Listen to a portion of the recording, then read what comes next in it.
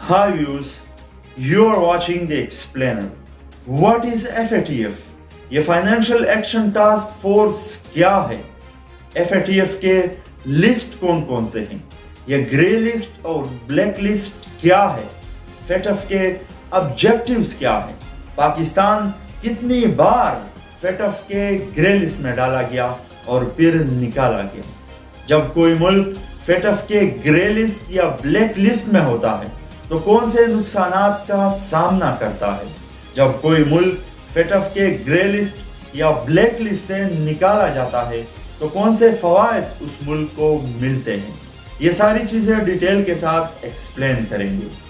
FATF financial action task force ये एक inter governmental organisation है। 39 मुमालिक ने मिलकर यह ऑर्गेनाइजेशन बनाई है, एक इंटरनेशनल वॉच डॉग एजेंसी बनाई है। जब किसी मुल्क में मनी लॉन्ड्रिंग होती है या टेरर फाइनेंसिंग तो ये FATF एक्टिव हो जाता है और उस मुल्क के खिलाफ एक्शन लेता है। FATF के दो ऑब्जेक्टिव्स है, मनी लॉन्ड्रिंग और टेरर फाइनेंसिंग। मनी लॉन्ड्रिंग आपको पता है कि जब आप इलीगल मीन्स के जरिए से कोई पैसा कमाते हैं, ब्लैक मनी अर्न करते हैं और इस ब्लैक मनी को लीगल करने के लिए एक प्रोसेस अपनाते हैं, उस प्रोसेस को हम मनी लॉन्ड्रिंग कहते हैं। और दूसरी तरफ कोई ऑर्गेनाइजेशन जो इंटरनेशनली टेररिस्ट डिक्लेयर हो चुकी हो, जो टेररिज्म में मुलविस हो, वो अपने लिए कोई फंडिंग रेस करे, कोई मुल्क उनकी फंडिंग में मदद करें, उनको चंदा दें, लोग उनको चंदा दें, तो इसको हम टेरर फाइनेंसिंग कहते हैं। इन दो कामों को रोकने के लिए FATF काम करता है। कोई मुल्क मनी लॉन्ड्रिंग या टेरर फाइनेंसिंग में मुलविस पाया जाता है तो उनको वार्निंग दी जाती है। वार्निंग के बगैर भी उस मुल्क में मनी लॉन्ड्रिंग जारी रहती है और टेरर फाइनेंसिंग दिन ब दिन बढ़ती है तो उस मुल्क को ग्रे लिस्ट में डाला जाता है। ग्रे लिस्ट में डालकर उस मुल्क को 40 तक कंडीशनलिटीज बताई जाती हैं, 40 शराइत बताए जाते हैं। अगर उस मुल्क ने इन 40 शराइत पर काम किया और लाज बनाए और ऐसे इकदाम उठाए जिससे FATF राजी हुआ, खुश हुआ, तो उस मुल्क को ग्रे लिस्ट से वापस निकाला जाता है। दूसरी तरफ अगर कोई मुल्क ग्रे लिस्ट में होता है और ग्रे लिस्ट में IMF की कंडीशनलिटीज पे पूरा नहीं उतरता तो उनको ब्लैक लिस्ट में डाला जाता है, जैसा कि आजकल ईरान को ब्लैक लिस्ट में डाला गया है। जब कोई मुल्क FATF के ग्रे लिस्ट में होता है तो ये जो इंटरनेशनल ऑर्गेनाइजेशंस हैं जो मुल्कों को कर्जा देते हैं, जैसे कि IMF, world bank, Asian development bank और साथ साथ ग्लोबल फाइनेंशियल चैनल्स जो हैं, जो पैसे तरसील करने का जरिया है, जैसा कि पेपाल और इस तरह के दूसरे ऑर्गेनाइजेशन, दूसरे एजेंसीज उस मुल्क में काम नहीं करती, अच्छी तरह से उस मुल्क को फैसिलिटेट नहीं करती। इस तरह फॉरेन डायरेक्ट इन्वेस्टमेंट उस मुल्क में आने से कतराती है। ये जो MNCs हैं, मल्टीनेशनल कंपनीज हैं, वो उस मुल्क में इन्वेस्ट करने से कतराती हैं। और साथ साथ ये जो यूरोपियन कंट्रीज है, अमेरिका है, ये सारे कंट्रीज उस मुल्क पर एतमाद नहीं करती। ये हैं FATF ग्रे लिस्ट के नुकसानात। जब कोई मुल्क FATF के ब्लैक लिस्ट में होता है तो सारी दुनिया, जो कि आजकल ग्लोबलाइज्ड इकोनॉमी है, दुनिया के तमाम ममालिक उस मुल्क में इन्वेस्ट करने से कतराते हैं, इन्वेस्ट नहीं कर सकते क्योंकि उन पे पाबंदी लगती है। कोई इन पाबंदियों की खिलाफ वर्जी करता है और उस मुल्क के साथ तिजारत करता है, इकनॉमिक मुआहदे करता है, तो उस मुल्क को भी बैन किया जाता है। तो ये हैं FATF के ग्रे लिस्ट और ब्लैक लिस्ट के नुकसानात। पाकिस्तान पहली दफा फरवरी 2008 में FATF के ग्रे लिस्ट में डाला गया। वजूहात क्या थी? पाकिस्तान में मनी लॉन्ड्रिंग ज्यादा थी और टेरर फाइनेंसिंग का अमल यहाँ पर जोरों शोर से जारी था। ये जो टेररिस्ट ऑर्गेनाइजेशन थे, लोग उनको चंदा दे रहे थे, उनके लिए फंडिंग रेस कर रहे थे। तो FATF ने पाकिस्तान को ग्रे लिस्ट में डाला और चंद शराइत दी پاکستان نے ان شرائط کو پورا کیا اور جون 2010 میں پاکستان کو فیٹف کے گرے لسٹ سے نکالا گیا۔ کچھ وقت کے بعد فروری 2012 میں پاکستان کو پھر سے فیٹف گرے لسٹ میں ڈالا گیا۔ وجوہات کیا تھی؟ منی لانڈرنگ اور ٹیرر فائنانسنگ پاکستان میں زیادہ ہو رہی تھی۔ پاکستان کو چند شرائط بتائی گئی، پاکستان نے ان شرائط پر عمل کیا اور فروری 2015 میں پاکستان کو فیٹف کے گرے لسٹ سے نکالا گیا۔ لیکن اس کے بعد کہانی میں نیا موڑ آتا ہے۔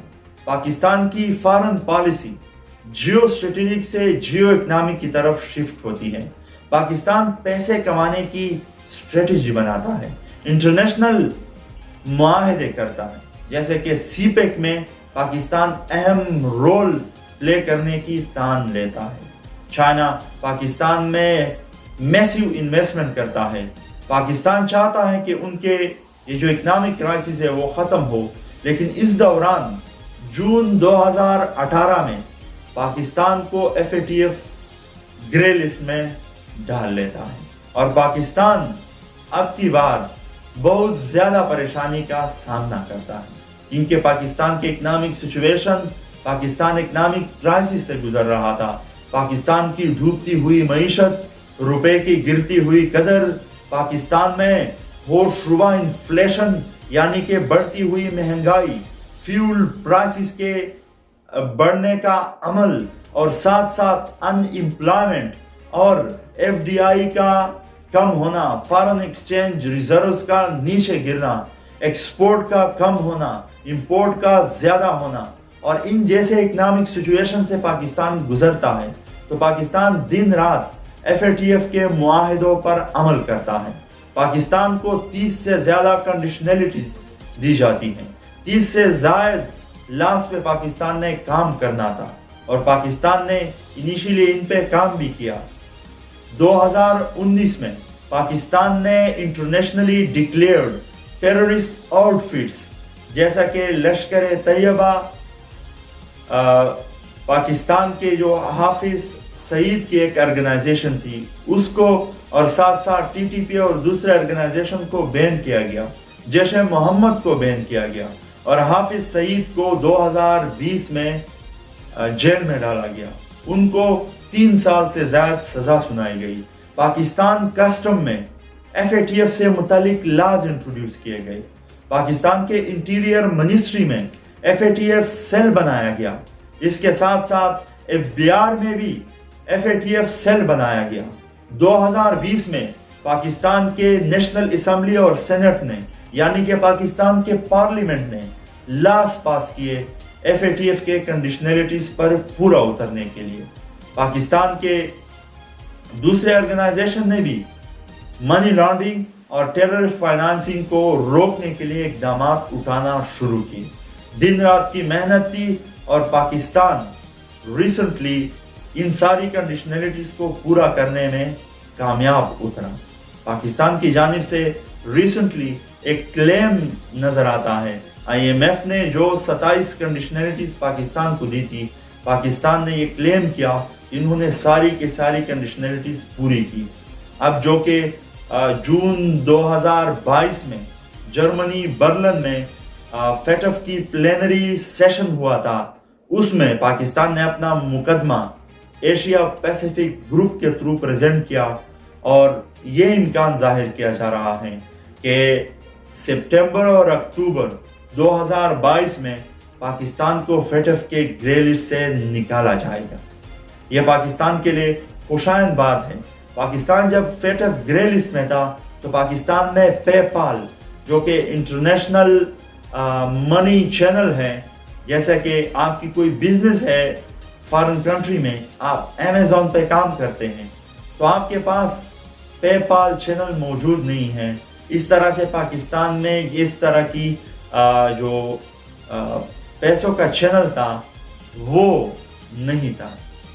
پے پال کے ساتھ پاکستان کی میٹنگز ہوئی اور پے پال کی سب سے پہلے شرط یہی تھی کہ جس ملک میں ٹیرر فائنانسنگ ہو اور منی لانڈرنگ ہو، ہم اس ملک میں اپنے سروسز پرووائڈ نہیں کر سکتے۔ اس کی وجہ سے پاکستان کافی پیچھے تھا۔